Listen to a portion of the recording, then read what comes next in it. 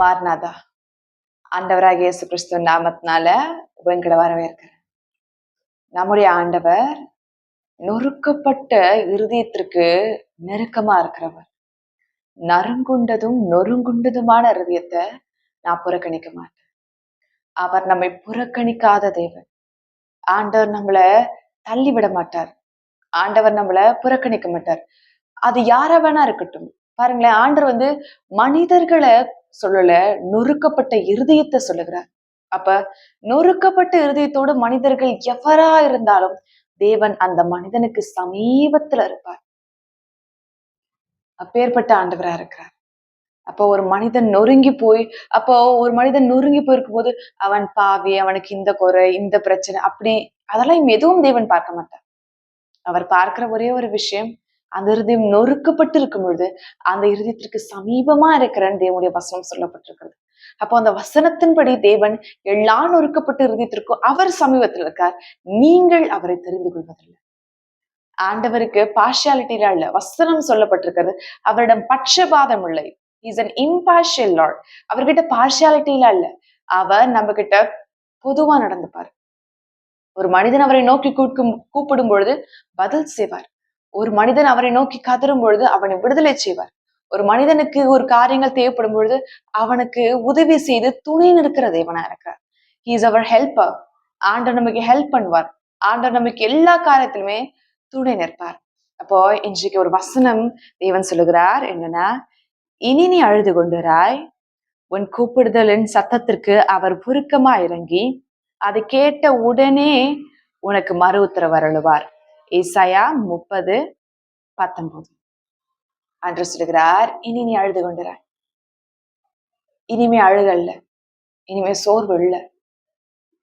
அப்ப அதற்கு கீழே வசனம் சொல்லப்பட்டிருக்கிறது, அவர் உங்களுக்காக உருக்கமா இறங்குவார்.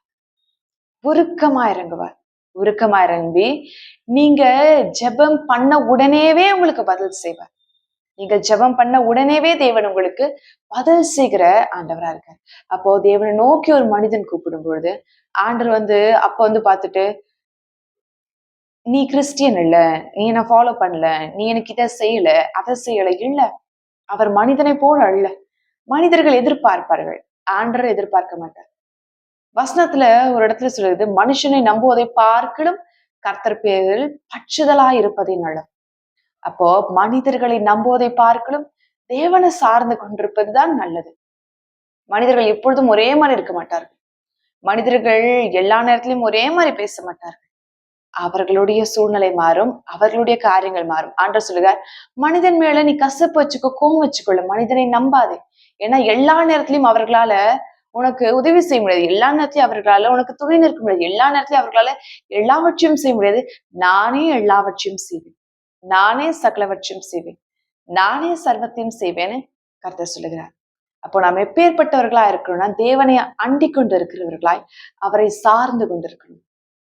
ஆண்டவரே, உங்களை நான் சார்ந்து கொண்டிருக்கிறேன், உங்களை நான் நம்புறேன், உண்மையே நான் உறுதியை பற்றி பிடிக்கிறேன். ஆண்டவரே, எனக்கு நன்மையான காரியத்தை செய்யுங்க. அவரை நம்பும் பொழுது அந்த மனிதர்களை தேவன் கைவிடவே மாட்டார். அவ வசனத்தை தெளிவா சொல்லப்பட்டிருக்கிறது, உருக்கமாய் இறங்கி, உருக்கமாய். ஏன்னா நொறுக்கப்பட்ட இதயத்திற்கு சமீபமா இருக்கிற தேவன் உடனே அவர் என்ன செய்வார்? ஏன் சமீபத்துல வருகிறார்? என்ன மனிதனுக்கு தேவை, என்ன காரியம் நான் செய்யணும், என்ன காலத்துல நான் விடுதலை கொடுக்கணும், அதை பார்த்து அதுல இருந்து விடுதலை செய்கின்ற தேவன், அதுல இருந்து தூக்கி எடுக்கின்ற தேவன், அதுல இருந்து ஒரு சமாதானத்தை கொடுக்கின்ற தேவன். நம்முடைய ஆண்டவர் நம்ம சமீபத்துல இருப்பது எதற்காகடா? நம்மை புரிந்து கொள்வதற்காக. புரிந்து கொண்டு நமக்கு என்ன காரியம் வேண்டுமோ அதுல இருந்து விடுதலை செய்க அவர் வருகிறார். அப்ப நமக்காக அவர் உருக்கமா இறங்குகிறார். நமக்காக உருக்கமா இறங்கி நம்மை விடுதலை செய்கின்ற நபராயிருக்கிறார். வசனம் தெளிவா சொல்லப்பட்டிருக்கிறது. அப்ப அவரை நோக்கும் பொழுது, அவரை நோக்கி நாம் கூப்பிடும் பொழுது தேவன் நமக்காக உடனே மறு உத்தரவு செய்வார். தேவன் நமக்காக உடனே விடுதலை கொடுப்பார். தேவன் நமக்காக உடனே சகாயம் செய்வார். உடனே சகாயம் செய்து நம்மை ஆசீர்வதிக்கிற தேவனா இருக்கிறார். நாம் சோர்ந்து போகக்கூடாது, நாம் சோர்ந்து போகவே கூடாது, நாம் திகைத்து நிற்க கூடாது. ஆண்டவரே, எனக்கு உதவி செய்யுங்க. ஆண்டவரே, ஆண்டவரே, இந்த காரியத்துல எனக்கு விடுதலை கொடுங்க. ஆண்டவரே, இந்த காரியத்துல இருந்து தூக்கி எடுங்க. ஆண்டவரே, வசனம் சொல்லப்பட்டிருக்கிறது, ஒரு மனுஷனை உளையான சேற்றிலிருந்து எடுத்து அந்த மனிதனை ராஜாக்களோடும் அதிபதிகளோடும் அமர பண்ணுகிறவரா இருக்கார். அப்போ ஒரு மனிதனை தேவன் எங்க இருந்து பார்க்கிறார்னா, ஒரு மனிதன் சேற்றிலும் உலகிலும் இருக்கும் பொழுது அங்கே நோக்கி பார்க்கிற ஆண்டவரா இருக்கார். மத்த மனிதர்கள் இதை பார்க்க மாட்டாங்க. மனிதர்களுடைய பார்வை எப்பவுமே பெஸ்டா, பெர்ஃபெக்டா, அட்ராக்டிவா, எது சூப்பர்வா இருக்கு அதை தான் பார்ப்பார்கள். இது மனிதர்களுடைய இருதயம். ஆனா கர்த்தருடைய இருதயம் அப்படி இல்லை. கர்த்தருடைய இருதயம் அப்படிப்பட்டது கிடையவே கிடையாது. ஆண்டவர் எதை பார்ப்பார் அப்படின்னா, ஆண்டவர் ஒரு மனிதனுடைய இருதயத்தை பார்ப்பார்.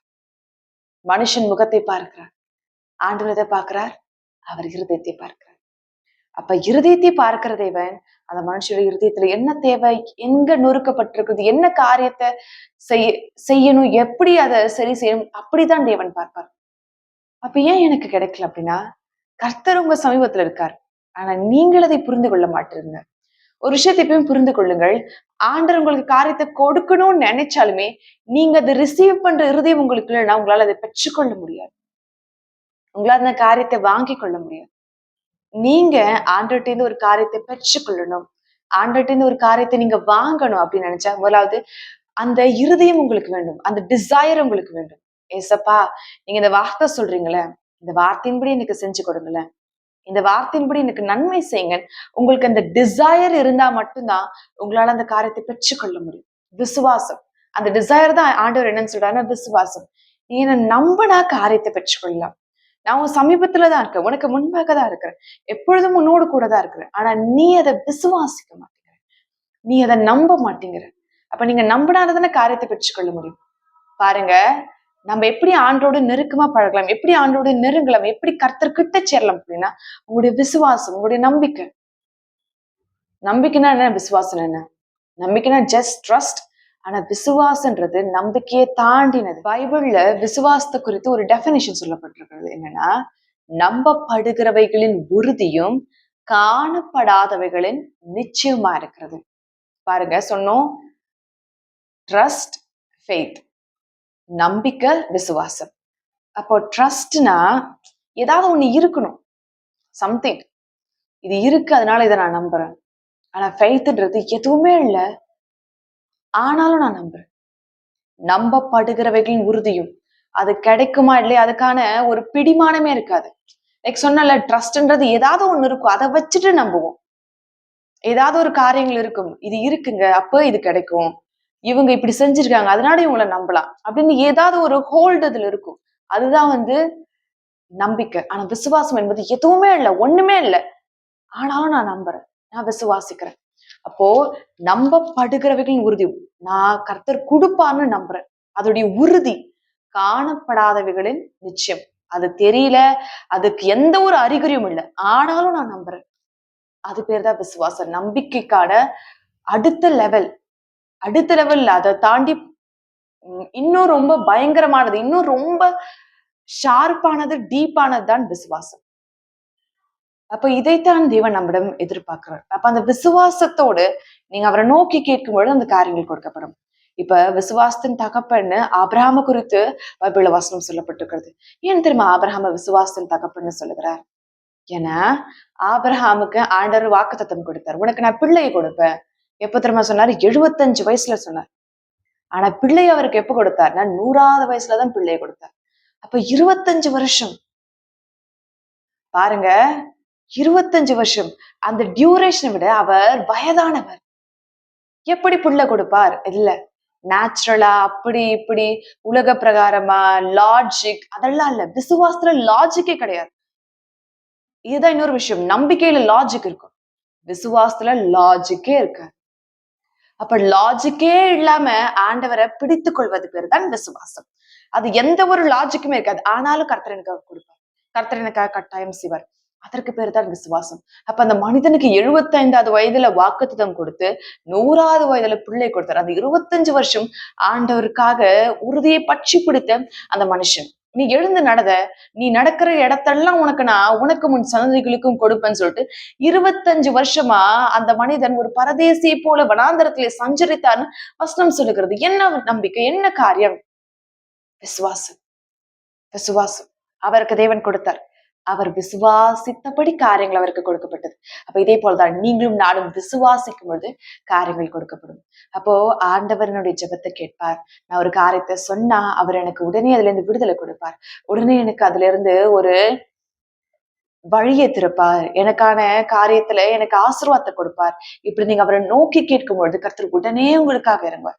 ஒரு மனுஷன் உண்மையாய், வசனத்தை நிறைய இடத்துல சொல்லப்பட்டிருக்குது, உண்மையாய் ஒரு மனுஷன் தேடும் பொழுது, முழு உள்ளத்தோடு அவரை நோக்கி கூப்பிடும்போது அவர் சமீபத்துல இருக்கிறாராம். ஆண்டவர் எந்த ஒரு கண்டிஷனும் வைக்கல. நொறுக்கப்பட்ட இருதயம், முழு இருதயம், இருதயத்திலிருந்து அவரை நோக்கி உண்மையாய் கூப்பிடும் பொழுது அந்த மனிதனுக்கு சமீபத்துல தேவன் இருக்கார், பக்கத்துல இருக்கிறார். ஆண்டவர் எந்த ஒரு கண்டிஷனை பார்க்க மாட்டார். அவர் மனிதனை போல அல்ல, மனிதர்களை போல அல்ல. அவர் வித்தியாசமானவர். அதனாலதான் அவர் கடவுள். அதனாலதான் அவர் நம்ம எல்லாம் உண்டாக்கின சிருஷ்டி தேவனா இருக்கார். அதனாலதான் அவருடைய அன்புல எந்த ஒரு குறைவுமே இல்லை. அப்ப அவரை நோக்கி கூப்பிடுங்க. இனி நீ அழுது கொண்டுறாய். ஆண்டோடைய வார்த்தை வந்துருச்சு. இந்த வார்த்தையை பிடிச்சுக்கோங்க. ஆண்டோடைய வார்த்தையை இறுக்கமா பிடிச்சுக்கோங்க. ஆண்டவரே, உங்க வார்த்தை கொடுத்துட்டீங்க, உங்க வார்த்தை கொடுத்துட்டீங்க. இனி நான் பின்வாங்க மாட்டேன். இனி நான் அழுது கொண்டிருக்க மாட்டேன். இது எனக்காக இறங்குவீர், எனக்காக லாப்ஜியம் செய்வீர். உங்களுக்கு என்ன விஷயம் வேண்டுமோ, என்ன காரியத்திலேருந்து உங்களுக்கு ஒரு டெலிவரன்ஸ் வேணுமோ, இதுல இருந்து என்னை காப்பாத்துங்க ஆண்டவரே, இதுல இருந்து என்னை தூக்கிடுங்க ஆண்டவரே. இந்த விஷயம் எனக்கு வேணாம் ஆண்டவரே, இந்த விஷயம் எனக்கு வேணும். நீங்க அந்த காரியத்துக்காக இசப்பாவை நோக்கி இப்ப கூப்பிடுங்க. ஆண்டவர் இப்ப அதுல இருந்து உங்களுக்கு விடுதலை தருவார். இப்ப உங்களுக்கு நன்மையான காரியத்தை செய்வார். ஒரு சான்று நோக்கி ஜெபிக்கலாம். ஆனா என்ன காரியமோ உள்ளத்தின் ஆழத்துல இருந்து அவர்கிட்ட சொல்லுங்க. இப்பொழுது அதுல தேவன் உங்களுக்கு விடுதலை கொடுப்பார். ஜெபிக்கலாம். மகா பரிசுத்தரே, உமக்கு ஸ்தோத்திரம் ஆண்டவரே. மகிமையிலே வாசம் செய்யும் என் தேவனே, உமக்கு ஸ்தோத்திரம் ஆண்டவரே. ஆவியான என் தேவனே, உமக்கு நன்றியப்பா. நீர் விடுதலை செய்கின்ற தேவன், நீர் நன்மையான காரியத்தை கொடுக்கின்ற தேவன், நீர் சகாயம் செய்கின்ற தேவன். ஏசு மகராஜாவே, உமக்கு ஸ்தோத்திரம் ஆண்டவரே. மகா பரிசுத்தரே, உமக்கு ஸ்தோத்திரம் ஆண்டவரே. மகிமேலே வாசம் செய்யும் என் தேவனே, அப்பா, ஜனங்கள் என்ன காரியத்திற்காக நொறுக்கப்பட்டு இருக்கிறார்களோ அப்பா, அவங்க உள்ளம் நொறுக்கப்பட்டு இருக்கிறது ஆண்டவரே. அப்பா, நொறுங்குண்டதும் நறுங்குண்டதுமான ஹிருதயத்தை நான் புறக்கணிக்க மாட்டேன்னு சொன்னீங்கல்ல. அவங்க உள்ளம் நொறுக்கப்பட்டு இருக்கிறது ஆண்டவரே. இசப்பா, அவங்க உள்ளம் நொறுக்கப்பட்டு இருக்கிறது ஆண்டவரே. தேவனே, ராஜாவே, ஏசு மகராஜாவே, அப்பா, அவர்களோடு கூட இருங்க ஆண்டவரே. அவர்களோடு கூட இருங்க ஆண்டவரே. அவர்களோடு கூட இருங்க ஆண்டவரே. அவங்களுக்கு அந்த காரியத்துல இருந்து ஒரு விடுதலை கொடுங்க ஏசப்பா. ஒரு டெலிவரன்ஸ் கொடுங்க ஆண்டவரே. அப்பா, அந்த இடத்துல இருந்து அவங்களை தூக்கிடுங்க ஆண்டவரே. அந்த மனிதர்கள் கிட்ட இருந்து அவங்களை காப்பாற்றுங்க ஆண்டவரே. அப்பா, அந்த சொற்கள்ல இருந்து அவர்களை காப்பாற்றுங்க ஆண்டவரே. அப்ப அந்த உடைஞ்சு போன உள்ளத்தை காயங்கட்டுங்க ஆண்டவரே. ஒரு விடுதலை கொடுங்கப்பா, ஒரு விடுதலை கொடுங்கப்பா. தேவனே, ஒரு விடுதலை கொடுங்க ஆண்டவரே. ராஜாவை ஒரு விடுதலை கொடுங்க ஆண்டவரே. ஒரு விடுதலை கொடுக்க போறமைக்காக உமக்கு நன்றிப்பா. ஜனங்களுக்கு ஒரு விடுதலை கொடுங்க, ஒரு ஆசீர்வாதத்தை கொடுங்க, ஒரு நன்மையான காரியத்தை கொடுத்து அவங்களுக்கு மகிமையாய் அவங்கள அந்த காரியத்தையும் தூக்கி எடுங்கப்பா. இப்பொழுது உம்முடைய வல்லமையும் உம்முடைய மகிமையும் ஜனங்களுக்கு காண்பித்து கொடுங்கப்பா. ஏசு கிறிஸ்துவின் நாமத்தினாலே ஜெபிக்கிறேன். ஜெபம் கேளும் ஜீவன் நல்ல பிதாவே. அமேன், அமேன், அமேன்.